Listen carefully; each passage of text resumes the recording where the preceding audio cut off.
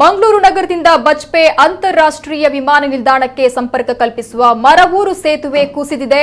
ಕರಾವಳಿಯಲ್ಲಿ ಕಳೆದ 2 ದಿನಗಳಿಂದ ಭಾರೀ ಮಳೆಯಿಂದ ಈ ಸೇತುವೆ ಕುಸಿದಿದೆ. ಸೇತುವೆ ಆರಂಭದ ಒಂದು ಪಿಲ್ಲರ್ ಕುಸಿದು ಸೇತುವೆಗೆ ಭಾರೀ ಹಾನಿಯಾಗಿದೆ. ಈ ಹಿನ್ನೆಲೆಯಲ್ಲಿ ಈ ಭಾಗದ ರಸ್ತೆ ಸಂಚಾರ ಸಂಪೂರ್ಣವಾಗಿ ಸ್ಥಗಿತಗೊಳಿಸಲಾಗಿದೆ. ಈ ಸೇತುವೆಯ ಪಕ್ಕದಲ್ಲೇ ಹೊಸ ಸೇತುವೆ ನಿರ್ಮಾಣವಾಗ್ತಾ ಇದ್ದು, ಕಾಮಗಾರಿ ನಿಮಿತ್ತ ನೀರಿಗೆ ತಡೆಗೋಡೆ ಕಟ್ಟಿದ್ದರ ಪರಿಣಾಮ ಸೇತುವೆಗೆ ಮಳೆಯ ನೀರಿನ ಒತ್ತಡದಿಂದಾಗಿ ಕುಸಿತ ಸಂಭವಿಸಿದೆ ಎನ್ನಲಾಗ್ತಾ ಇದೆ. ಸ್ಥಳೀಯ ಶಾಸಕರಾದ ಉಮಾನಾಥ್ ಕೋಟ್ಯಾನ್, ಮಂಗಳೂರು ನಗರ ಪೊಲೀಸ್ ಆಯುಕ್ತ ಶಶಿಕುಮಾರ್ ಅವರು ಸ್ಥಳಕ್ಕೆ ತೆರಳಿ ಪರಿಶೀಲನೆ ನಡೆಸಿದ್ದು, ಸಂಚಾರಕ್ಕೆ ಬದಲಿ ವ್ಯವಸ್ಥೆಯನ್ನ ಮಾಡಲಾಗಿದೆ. ಈ ಬಗ್ಗೆ ಹೇಳಿಕೆ ನೀಡಿದ ಪೊಲೀಸ್ ಆಯುಕ್ತರು, ಮಂಗಳೂರು ಅಂತಾರಾಷ್ಟ್ರೀಯ ವಿಮಾನ ನಿಲ್ದಾಣವನ್ನ ಸಂಪರ್ಕ ಕಲ್ಪಿಸುವ ಫಲ್ಗುನಿ ನದಿ ಸೇತುವೆ ಮಧ್ಯರಾತ್ರಿ 3 ಗಂಟೆಗೆ ಕುಸಿದಿದೆ. ಸೇತುವೆ ಸದ್ಯ ರಸ್ತೆ ಸಂಚಾರಕ್ಕೆ ಸೂಕ್ತವಲ್ಲದ ಕಾರಣ ಸಂಚಾರ ಸಂಪೂರ್ಣವಾಗಿ ಸ್ಥಗಿತಗೊಳಿಸಲಾಗಿದೆ. ವಿಮಾನ ನಿಲ್ದಾಣಕ್ಕೆ ಉಡುಪಿಯಿಂದ ಬರುವವರು ಮುಲ್ಕಿ, ಕಿನ್ನಿಗೋಳಿ, ಕಟೀಲು, ಬಜ್ಪೆ ಮೂಲಕ ಬರಬಹುದಾಗಿದೆ.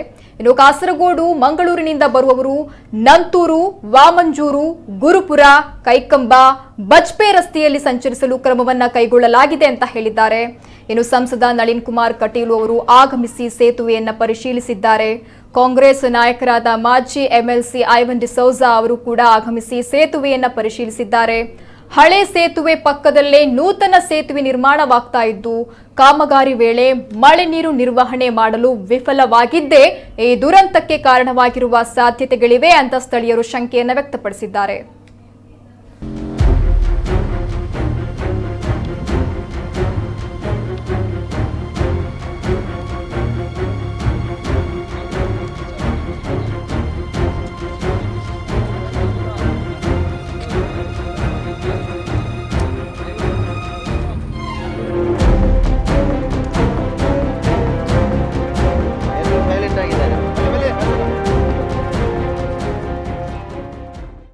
ಮಂಗಳೂರು ನಗರ ಮತ್ತು ಮಂಗಳೂರು ಇಂಟರ್ನ್ಯಾಷನಲ್ ಏರ್ಪೋರ್ಟ್ ನಡುವೆ ಕನೆಕ್ಟ್ ಮಾಡುವಂಥ ಮರವೂರು ಬ್ರಿಡ್ಜ್ ಏನಿದೆ, ಇದು ಫಾಲ್ಗುಣಿ ನದಿಗಿದೆ. ಇವತ್ತು ಬೆಳಗ್ಗೆ ಸುಮಾರು 3 ಗಂಟೆ ಸಮಯದಲ್ಲಿ ನಮಗೆ ಮಾಹಿತಿ ಬಂದಿದ್ದು, ಸ್ವಲ್ಪ ಒಂದು ಪಾರ್ಶ್ವದಲ್ಲಿ ಅದು ಕೊಲ್ಯಾಪ್ಸ್ ಆಗಿದೆ ಅನ್ನುವಂಥದ್ದು. ನಾವು ಸ್ಥಳಕ್ಕೆ ಬಂದು ನೋಡಿದಂಥ ಸಂದರ್ಭದಲ್ಲಿ ಕಡೆಯ 1-2 ಪಿಲ್ಲರ್ಗಳು ಸುಮಾರು 3 ರಿಂದ 4 ಅಡಿಯಷ್ಟು ಶ್ರಿಂಕ್ ಆಗಿರುವಂಥದ್ದು ಕಂಡು ಬಂದಿದೆ. ಹಂಗಾಗಿ ಈ ಬ್ರಿಡ್ಜ್ ರೂಟ್ ಏನಿದೆ ಇದು ಓಡಾಡಲಿಕ್ಕೆ ಸೂಕ್ತ ಇಲ್ಲ. ಹಂಗಾಗಿ ನಾವು ಸುಮಾರು 2 ಭಾಗಗಳಲ್ಲಿ ನಾವು ಡೈವರ್ಷನ್ಸ್ ಮಾಡಿದ್ದೀವಿ. ಮುಲ್ಕಿ, ಉಡುಪಿಯಿಂದ ಬರುವಂಥವು ಮುಲ್ಕಿ, ಕಿನ್ನಿಗೋಳಿ, ಕಟೀಲ್, ಬಜ್ಪೆ ಈ ರೂಟನ್ನು ತಗೋಬೇಕು. ಅದೇ ರೀತಿ ಮಂಗಳೂರು ಮತ್ತು ಕಾಸರಗೋಡು ಭಾಗದಿಂದ ಬರುವಂಥವ್ರು ನಂತೂರು, ವಾಮಂಜೂರು, ಗುರುಪುರ, ಕೈಕಂಬ ಮತ್ತು ಬಜ್ಪೆ ಈ ಆಲ್ಟರ್ನೇಟಿವ್ ರೂಟ್ಸ್ನ ತಗೋಬೇಕು ಇಂಟರ್ನ್ಯಾಷನಲ್ ಏರ್ಪೋರ್ಟಿಗೆ ಮತ್ತು ಈ ಭಾಗಕ್ಕೆ ಬರಲಿಕ್ಕೆ ಅಂತ ನಾನು ಸಾರ್ವಜನಿಕರಲ್ಲಿ ಮನವಿ ಮಾಡ್ತೀನಿ. ಈ ಬಗ್ಗೆ ಹೆಚ್ಚಿನ ಮಾಹಿತಿಯನ್ನ ನೀಡ್ತಾರೆ ಮುಲ್ಕಿ ಮೂಡಬಿದ್ರೆ ಶಾಸಕರಾಗಿರುವ ಉಮಾನಾಥ್ ಕೋಟ್ಯಾನ್ರು. ಸರ್ ನಮಸ್ಕಾರ. ನಮಸ್ತೆ ಅಮ್ಮ. ಸರ್, ಮರವೂರು ಸೇತುವೆ ಬಿರುಕು ಬಿಟ್ಟಿರುವಂತದ್ದು ನಿರಂತರವಾದ ಭಾರೀ ಮಳೆಯ ಪರಿಣಾಮ ಸೇತುವೆ ಬಲಿಯಾಗಿದೆ ಅನ್ನೋದು ತಿಳಿದು ಬರ್ತಾ ಇದೆ. ವಿಚಾರ ತಿಳಿದ ಕೂಡಲೇ ಬರುವ ಜವಾಬ್ದಾರಿಯುತ ಪ್ರತಿನಿಧಿಯಾಗಿ ಸ್ಥಳಕ್ಕೆ ನೀವು ವಿಸಿಟ್ ಮಾಡ್ತೀರಾ. ಈ ಘಟನೆ ಬಗ್ಗೆ ಹೇಳೋದಾದ್ರೆ ಸರ್. ನಿನ್ನೆ ನಡುರಾತ್ರಿ 2:30 ಗಂಟೆಗೆ ನನಗೆ ಕಾಲ್ ಬಂತು, ಈಗ ಆಗಿದೆ ಅಂತ. ಕೇಳ್ತದಲ್ಲ?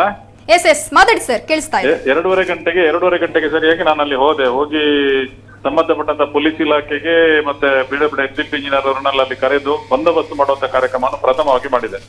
ಯಾಕೆಂತ ಹೇಳಿದ್ರೆ ಯಾರು ಗೊತ್ತಿಲ್ಲದೆ ಬಂದ್ರೆ ಅದು ಸೀದಾ ನೀರಿಗೆ ಬೀಳುವಂತ ಸ್ಥಿತಿಯಲ್ಲಿತ್ತು. ಈಗಾಗಲೇ 1968ರಲ್ಲಿ ಅದು ಆಗಿದೆ ಬ್ರಿಡ್ಜ್. ಈಗಾಗಲೇ 54 ವರ್ಷ ಆಯ್ತು ಅದಕ್ಕೆ ವಯಸ್ಸು.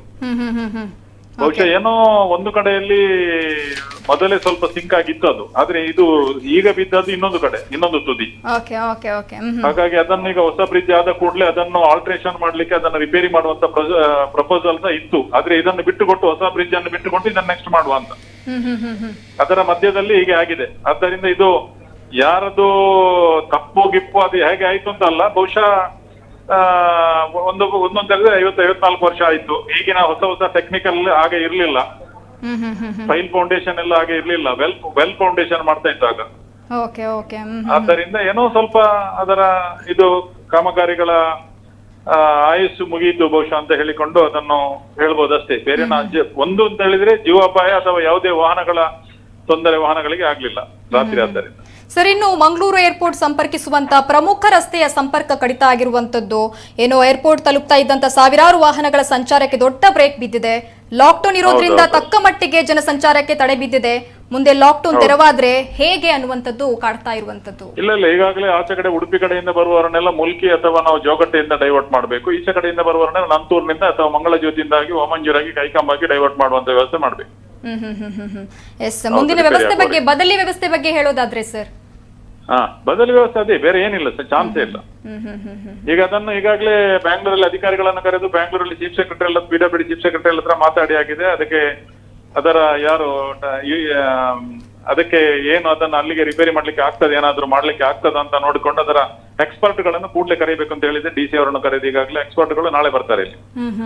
ನಾಳೆ ಬಂದು ತಾತ್ಕಾಲಿಕವಾಗಿ ಲೈಟ್ ವೆಹಿಕಲ್ಸ್, ಲಾರಿಗಳೆಲ್ಲ, ಟ್ರಕ್ಗಳೆಲ್ಲ ಲೈಟ್ ವೆಹಿಕಲ್ಸ್ ಹೋಗ್ಲಿಕ್ಕೆ ಏನಾದ್ರು ಮಾಡ್ಲಿಕ್ಕೆ ಆಗ್ತದೆ. ಮಾಡ್ಬೇಕಾದ್ರೂ 1 ತಿಂಗಳು 2 ತಿಂಗಳು ಹೋಗ್ಬೋದು.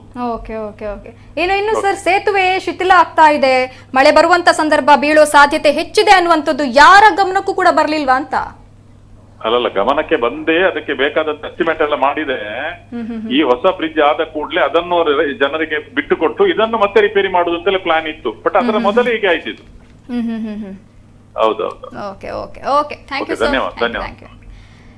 ಎಸ್, ಮುಲ್ಕಿ ಮೂಡಬಿದ್ರೆ ಶಾಸಕರಾಗಿರುವಂತಹ ಉಮಾನಾಥ್ ಕೋಟ್ಯಾಂಡ್ರು ಮಾತನಾಡಿದ್ರು.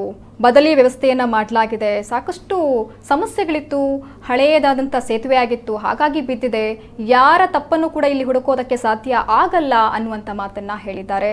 ಎಸ್, ಭಾರಿ ಮಳೆಯ ಪರಿಣಾಮ, ಕಾಮಗಾರಿ ವೇಳೆ ನದಿಯಲ್ಲಿ ಮಳೆ ನೀರಿನ ಹರಿವಿನ ನಿರ್ವಹಣೆಯ ಕೊರತೆಯಿಂದಾಗಿ ಏನು ಕಾವೂರು ಬಳಿ ಇರುವ ಮರವೂರು ಸೇತುವೆ ಬಿರುಕು ಬಿಟ್ಟಿದೆ.